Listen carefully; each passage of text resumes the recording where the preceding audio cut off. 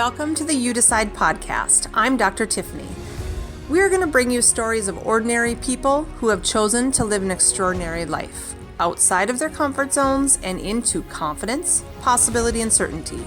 You are just one decision away from living your most aligned life, because let's get real, that's what we all want. Welcome to the You Decide podcast, where we chat with ordinary people living an extraordinary life. Today we have Dr. Staci Blume, a chiropractor practicing with her hubby Nate at Life Refined Chiropractic in Indiana. I met her 12 years ago. I did the math, Stace. 12. I was wondering. Yeah. I didn't even know. Yeah, it was between 11 and 12. It was through the technique seminar that we first did at MC Squared. Yes. Okay, I'd forgotten that. So we both did a technique seminar. She was practicing in Minot at the time. And then we were together just about every month through EPOC for quite a few years. And so that was kind of we were strong, powerful women in chiropractic in North Dakota. We were just about the only few women to start, weren't we? In that group? In that group, for sure, yeah. It was just you and I think we had a few additional by the time that conference kind of fizzled out, but yeah. We're kind of ruling the roost there for a while. I know. So this is what I love about Staci, and she's going to share a little bit of where she came from. But I met her, she was running an awesome practice in Minot, and was it 4 years ago, 3 years ago you moved? 3 years, yep. Okay. 3 years ago, she up and left that kick butt practice that was quite sustainable, right? Very sustainable, yes. To Nate and his boys, and she got married. They have a baby together now, and they started their own practice. So this isn't necessarily about chiropractic. Of course, we talk about chiropractic, but it's about taking uncalculated risks with what felt good, right? And wherever your heart led you is where you went, with faith that it was all going to work out, and it has. And you're living an amazing aligned life, by the way. Thank you. Thank you. Being able to see you step into that version of who you are from afar is a huge thing. And I think anybody who knows you would say the same thing if you ask them. So you should ask them. Sometimes asking those hard questions is, you don't know what you're going to get back. So sometimes it's maybe easier not to ask, but would be wiser to go ahead with it. So wiser. Yeah. I think some of it is being able to look back and see how far you've come. And us strong alpha women sometimes have a tendency of only looking forward to see how far we still have to go. For sure. And how important it is to see, where you really are. So can you just share a little bit about what was in your head, what was in your heart, how you really took that blind faith leap to follow your dreams, even if it didn't make sense? Because it didn't really make sense. Well, and you started off the podcast saying ordinary people, and I felt like that was a really great compliment. So thank you, because sometimes I feel anything but ordinary, and always making the decision that everyone else thinks is the craziest thing. But I had a great practice in North Dakota, had a great life in North Dakota. So I was born and raised there, went to school, moved back. And I guess the first real big risk was the day I graduated. I signed a gigantic piece of loan paperwork to buy my first practice. So I started practice unlike almost anyone I knew, which posed its own set of challenges, because starting in a busy practice, it's like, oh my gosh, it must be so easy. There's already people coming in the door. You don't have to worry about paying your employees or paying yourself. But my biggest challenge at that point was keeping up with it all. Like, here I am stepping into these really big shoes to fill. Do I have what it takes? And I think looking back, I was too naive to realize it. Like, I just did it. Like, you just figure it out. You just work through it. And at the end of the day, I don't think it matters where you are in the arc of life or how many arcs you're into at this point. there's always going to be these peaks and these valleys. And sometimes it's nice to not know where you are. Sometimes it's blaringly obvious where you are. But I think at that time, I just didn't really know. I think I was kind of sailing along. I remember waking up in the morning and bawling my eyes out, not wanting to go to work, and like having this battle with myself about, it's okay, you can do it, you can do it. All these people love you. And I truly loved my patients and my office and my team. But it was hard work to begin with. And so you just day after day keep chugging along, and things got easier until things started sailing, and then things got really easy. I had, over the course of my almost 10 years there, at one point had 3 other doctors working for me. It meant that my life was really cush. I could be in the office if I wanted. I could be traveling anywhere in the world if I wanted. I could. And you did. And I did, yep. Man, those were some people ask me now, oh my gosh, aren't you so glad to just be in one place? And I'm like, oh my goodness, we had so much fun back then. Like when I was dating my now husband, we were living in different states, so we'd find a conference to attend once a month so that we had some business work to do, but that we could see these beautiful places. And that was fun. Most people are like, oh my gosh, how do you do long distance? And my big question was, oh my goodness, how do you live together? I don't know how to do that. In fact, 3 years in, I feel like I'm still trying to figure that out. I knew how to travel and do crazy, extravagant things on one weekend a month. That was the easy life. I had this wonderful practice and this really easy life. And quite honestly, I can remember one day driving home from work or to work, I'm not sure, but I was in my car. And I remember looking at myself in the rearview mirror. And I remember thinking, what if it all went away? Like, what if all of this just disappeared? Do I have what it takes to do it again? Or do I have what it takes to do it differently and even better? Because there were days that I was thinking, oh my gosh, it doesn't get better than this. But I could have a day in the same week where I thought, this isn't anything that I want. And so that's when kind of that inner turmoil starts, where you're like, everything's fine. Everything is quite frankly really good. It's just not right for me. It's just not aligning with what my heart wants. Yeah. And so I went through years of that, of this logical versus emotional internal battle of, oh my goodness, they'd do anything to have what you have.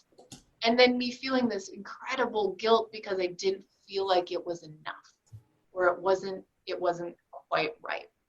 And so after several years of kind of going through that battle and having this practice that I was told could never be sold because I'd grown it too big, and having my entire family in that town, and I even now when I travel back, I can walk off the airplane and people are yelling, Dr. Staci. I can walk in the grocery store and from across the produce aisle, people are, Dr. Staci, what are you doing here? And that feels really good.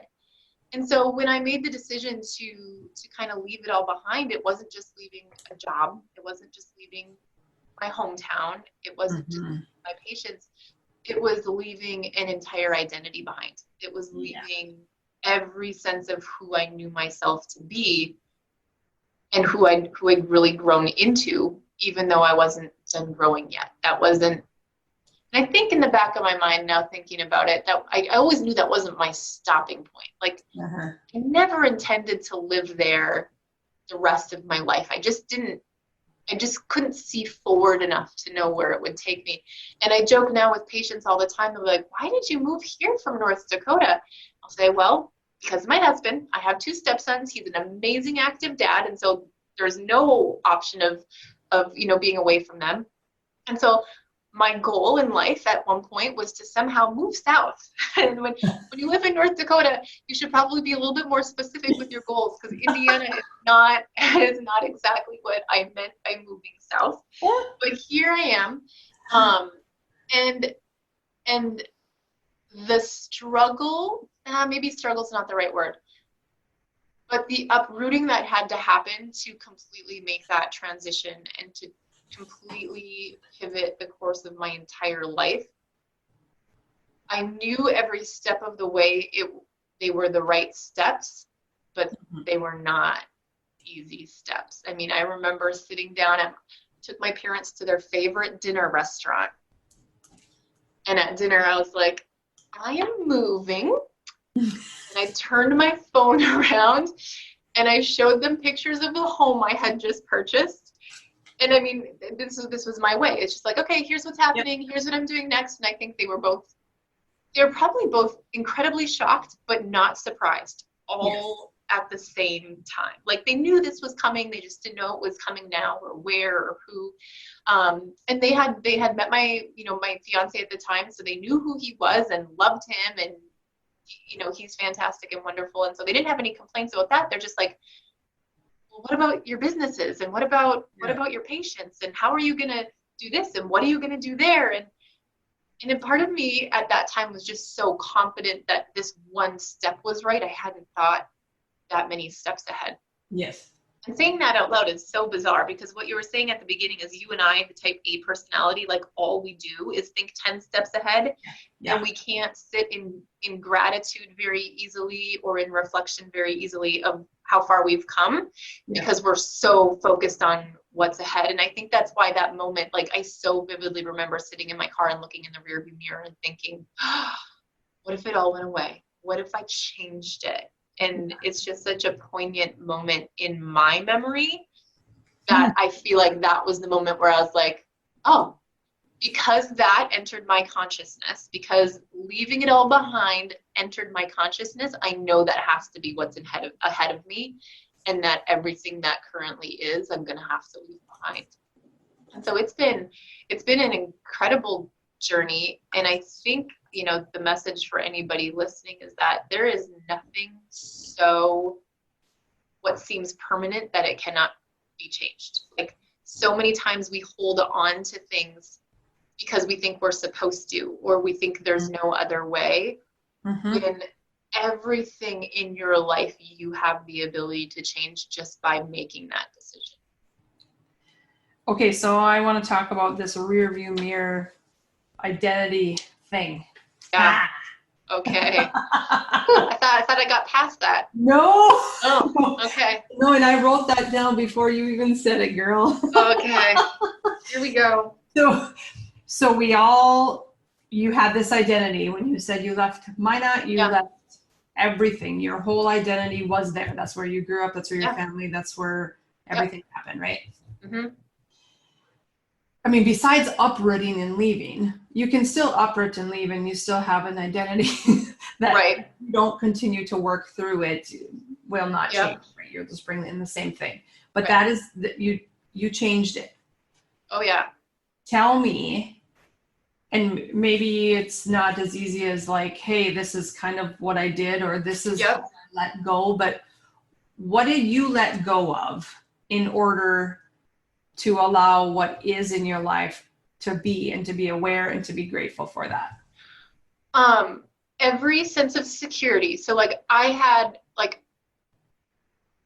security is a big deal for me. Like I like to feel financially independent. I like to feel like I can control my environment.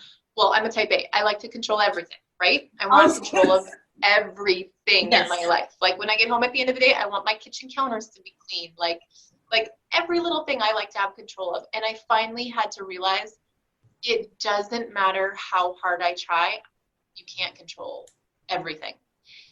And I might even take it like 100 steps further and say, maybe you really can't control anything, because I think that there are, whatever you want to call energy, God, maybe there are just forces in our life that are so much greater than what we can think of, that sometimes you just have to let go and say, okay, I know that my intentions are good. And so the direction I'm going, following both my head and my heart, finally, when you can get those reconciled, that's a great thing.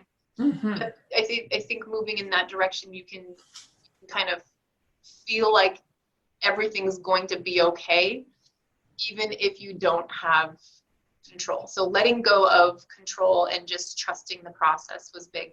And I bet I've repeated trust the process through my brain 1,000 times a day for years. Like, trust the process, because it wasn't as though you didn't have doubt. Like, there were days where I'm like, oh my God, this is stupid. I should not be making these decisions. This isn't right. And that was fear speaking. Yes. And so you have to recognize I hope we all have voices in our head, because I feel like I'm listening to different things all the time. But if you can get them all in agreement, this is good. And so when they're not, you have to think, okay, what part of me is speaking? Is this fear? Is this anxiety? Is this I'm lonely and I just want to be, what voice is speaking? Or is it the one that's like, yeah, this is right. Just keep moving forward, trudge through the muck. You're going to get there. Okay, so how do you discern those two? Gut. How do you know what the voice What is your gut saying? Like, I think we all have that. You just have to listen to it, and sometimes we try to shut it down. But your gut will tell you. I mean, if your stomach can be turning and it's a good, like, excited type thing. I did a webinar this week, and anytime I'm doing public speaking, my stomach starts turning, right? I'm not afraid. I've done it enough times where I don't get worried about that. But it's your body, like, revving up, like, okay, let's get your energy straight. Let's get your body vibrating where it needs to be to deliver whatever message that people need to hear. And that's an exciting, a fun stomach turning. But then there's that stomach turning where you just have that fear, not even fear, but that feeling of, oh, something's wrong. And we all get that, You wake up in the morning, you're like, oh, something's not right. Nothing's happened yet today, so I can't logically know of something, but just that gut feeling. And I think following that, and meditation made a big difference for me. I was just in the last month asked to do a podcast specifically for a group of women in business on neuroplasticity.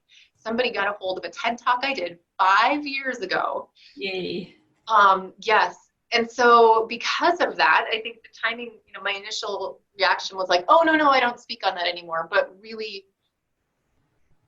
that was kind of the universe calling to me to get back into that. But during the time where I went through this massive transition, where I was literally going through the emotional disconnect of where I lived and the physical, like, okay, here, sign this paper to sell part of your practice, sign this paper to buy a house, sign this paper to get out of your lease, figure out what truck you're going to rent to move there's so many moving pieces.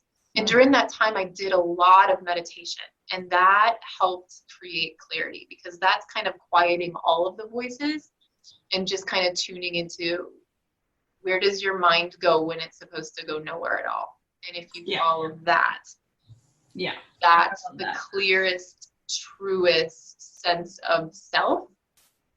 And so it's been really fun just in the last couple of weeks to get back into that, since I have to do this talk on neuroplasticity. Just remembering, which is chiropractic. Hello, right? Which is completely chiropractic.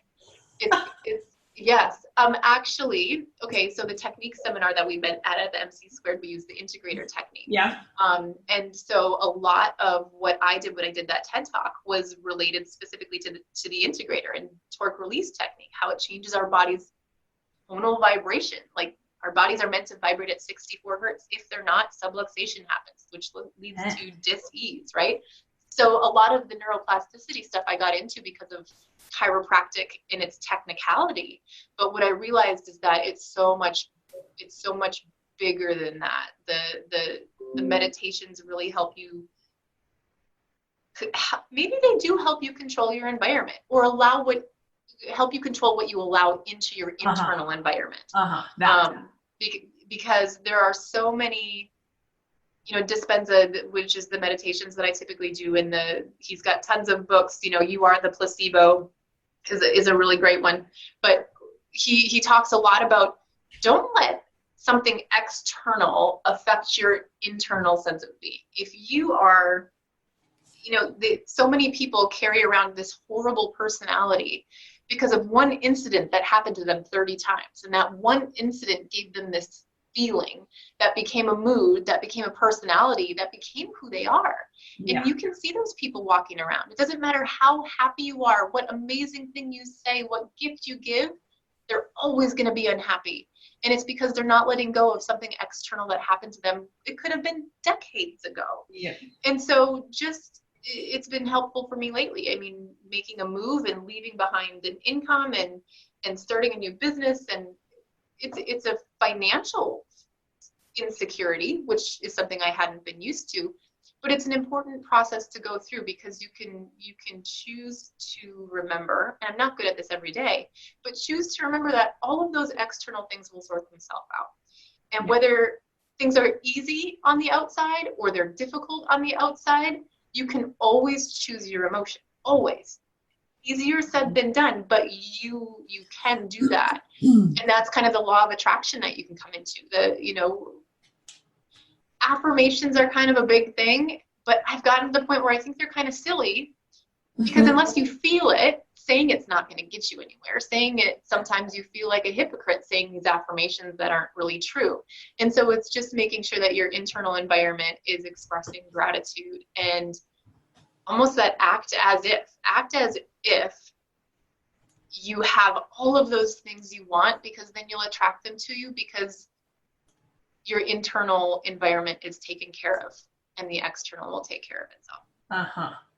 Okay, so 2 questions. Okay. What meditation, besides Joe Dispenza, Mm-hmm. what do you have any, like, do you use Headspace app or any of Fuse? I've probably downloaded all of them, and no, I think the person's voice most of the time really annoys me. And that, like, if I'm like, oh my God, if all I can think of is their voice, I'm clearly not meditating. Clearly. So a lot of times I'm like, okay, this is great, but I can't get into the zone. And so I think I'm just super picky, like, honestly. So I'm sure that those types of things would work for a lot of people. I'm sure you can go on YouTube and find some meditations. Some people will just sit in a quiet space, but my mind wanders too much to do that. So I do like the guided meditations. And I know he's got some, do they even make CDs anymore? I actually think you can still buy his CDs. I don't have a CD player anymore. I think so too. And actually he has a decent amount of free meditations. I'm sure. What a lot of people say is, I mean, they're long. So they are long. I used to get up during that huge transition phase. I'd get up at 4:00 in the morning. Yeah, right. I'd get up at 4:00 and turn them on and hope I didn't fall back asleep. And I didn't, because it was so important to me at that time. Yeah. But yeah, that's anchored yourself, which is why I like Headspace. I really like the guy on Headspace has a really great voice. I mean, once you get used to it, but there's a 3, 5, 10 minute, there's longer than that too, but just in the free. I should look into them again. Yeah. Just I have 3 minutes more easily than I have an hour. Yeah. Right.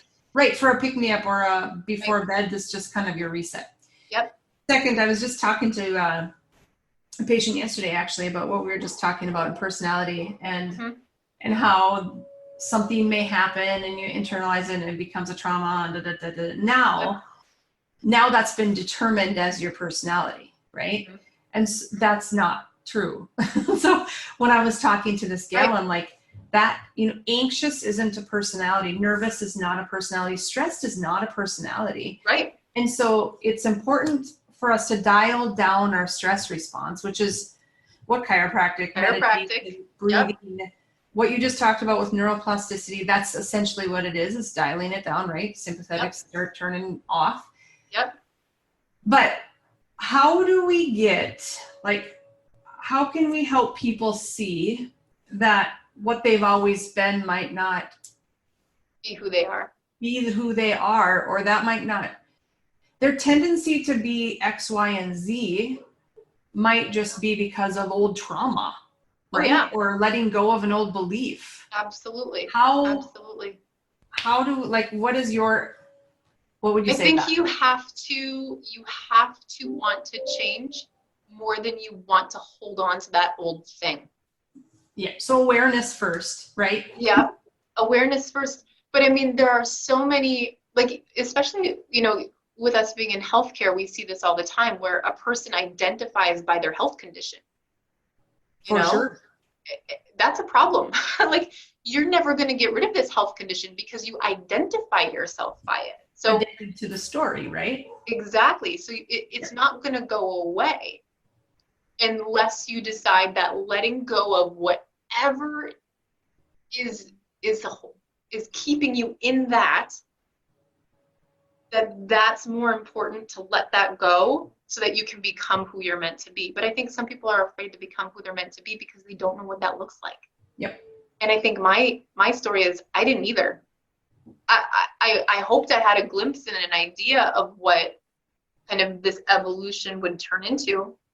I'm not there yet. I'm still working on it. I still have I still have big chunks of things that I want that I have yet to get to. But I think the victory is in the process. Like, I don't remember where this saying goes. It's some silly baseball analogy about somebody ended up on third base and they think they hit the triple. And it's like, no. You got hit, so you got to first base, and then somebody else got you to second, and somebody else got you to third.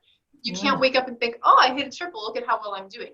It's like you have to go through every step of the process. And I don't think that leaving behind all that I did and I don't think we're ever at where we're going, right? There's always something Absolutely. next. But I don't think that it would feel so good if it was an easy switch to flip. If I could have just said, oh, you know what, today I'm going to choose something different. So, forget this and I'm going to go to this and, oh, there we are. There's no victory in that. Like, the victory comes in going through whatever struggle there is, because that's where the lessons come from. That's where growth comes from. You hear it too often, the whole all growth takes place outside your comfort zone. It's like, okay, yeah, I've heard that 1,000 times before. But think about what it really means. Like, if you're not uncomfortable, nothing's changed. Dispenza talks about it too. And that I really, like, I feel like I need to have a sit down conversation with people when they're like, oh yeah, same thing, different day. That's a problem. That's a problem. That's a problem.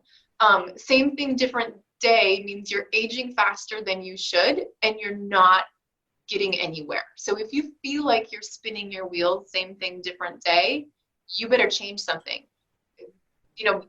Brush your teeth and then drink your orange juice. I don't know, instead of eat your breakfast. I don't know what it needs to be. Put your pants on differently. I don't know, but same thing, different day is not okay. Even on a great day, that's not okay, because it means you're stagnant, you're aging faster than you should, and quite frankly, you could be going backwards and just not realizing it. Yeah. It's kind of the whole, when you're driving home from work and you go the same way every single day and you get home and you're like, you know what, I know there were 3 stop signs between here and home. Did I stop? I must have. I can't remember stopping. Well, that now means that your body is in control of your mind. What would happen if your mind was in control of your body? Like, how much more present time awareness that brings to everything that you're doing. And it doesn't mean we're capable of doing that 100% of the time. That would certainly be the ideal. But think about that. If you feel same thing, different day, or like your body is just going through the motions, you're not conscious and aware. And what possibilities and opportunities are you missing out on because of that? Woo! That message is huge. Well, how many times do we hear same thing, different day? Especially in the I won't allow it. It does prompt to sit down in my office, quite frankly, because I'm like, now that I know that, like that phrase is a trigger for me. If I don't wake someone else up to that, I'm allowing them to perpetuate that. And as a healthcare provider, that's not okay. Like, because I know they're going to come in with the same problem again next week because nothing's changed. Right. Nothing's changed. I, as a chiropractor, I can adjust and clear your nervous system. You have to maintain that. And so if you're not taking new action steps to maintain that, then we're going to just keep doing the same thing over and over. It has nothing to do with the care I'm providing. It has to do with how your body's receiving it. And so if your body's in charge of your brain and same thing, different day, then that's what you can expect. Yep. Stagnant health, man. Yep. Which is where the majority of people are, in the struggle of their comfort zone. The comfort zone is what is creating all of that. What you're used to. Yep. The comfort zone is just all the things that are already familiar, but you can't grow if you're not exploring the unfamiliar. Yep. A place of certainty, the most dangerous. Oh, but I love certainty. I know. I do love it. See, we catch ourselves. Works in progress, right? Absolutely. Yeah. So anything else you're working on that you want to share, or any last thing you want to give to our peeps? No, I think the biggest thing is just figure out what's the one thing you can do. Sometimes knowing you need a complete change of everything can feel daunting and like too many steps to take so that you take none. So choose one step. Like what's one thing that you can change and that will change your trajectory. My husband in our office talks a lot about, if you're traveling a mile and you're 1 degree off, you'll land in a similar place to where you started out for. But after 100 miles or 1,000 miles, if you're veering off course by 1 degree, you're going to end up in a very different location than you intended. And so figure out what that one thing is, because even if it's little, if you're doing it consistently over time, it will make a much bigger difference in your outcome.